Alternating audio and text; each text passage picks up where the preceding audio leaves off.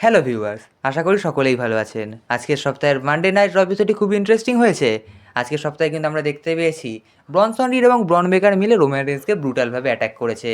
তো চলুন আর বেশি কথা না বলে ভিডিও স্টার্ট করা যাক। চ্যানেল নতুন হয়ে থাকলে চ্যানেলটিকে অবশ্যই সাবস্ক্রাইব করে নেবেন। আজকের সপ্তাহের মানডে নাইট র এপিসোড শুরু হয় কিন্তু হাল্ক হগানের শ্রদ্ধার মাধ্যমে।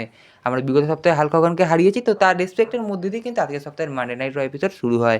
তারপর কিন্তু আমরা সেখানে রিং স্টেজকে দেখতে পাই জেউসোকে। জেউস এসে বিভিন্ন রকম প্রোমো কাট করতে থাকেন, তবে সেই সময় কিন্তু চলে আসেন পল হেইম্যান।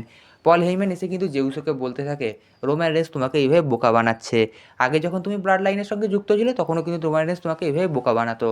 তারপর পল হেইম্যান বলে যে তুমি কি এখনও বাচ্চা, তুমি কি কিছুই বোঝো না, রোমান রেন্স কিন্তু তোমাকে শুধুমাত্র ব্যবহার করছে এবং আজকের সপ্তাহের মেন ইভেন্টে কিন্তু ব্রনসন রিডের সঙ্গে তোমার ম্যাচ আছে, তুমি তার জন্য প্রস্তুত তো?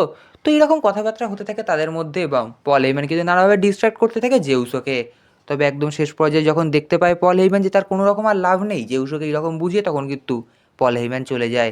এবং আমরা কিন্তু এই সপ্তাহের মেন ইভেন্টে দেখতে পাই ব্রনসন রিড আসেন এবং সেখানে কিন্তু জেউসের সঙ্গে তার একটি ম্যাচ শুরু হয়।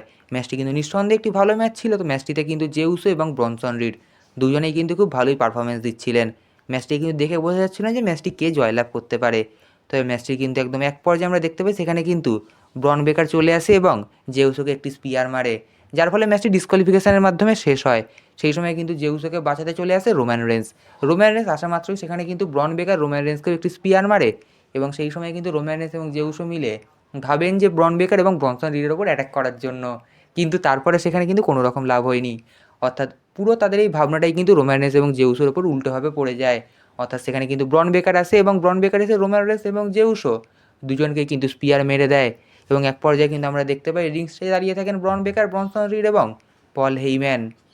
তো ম্যাচের একদম শেষ পর্যায়ে আমরা দেখতে পাই সেখানে ব্রনসন রিড রোমান রেন্সের জুতো খুলে নেয় এবং তারা কিন্তু এইভাবে তাদের সেলিব্রেশন চালাতে থাকে।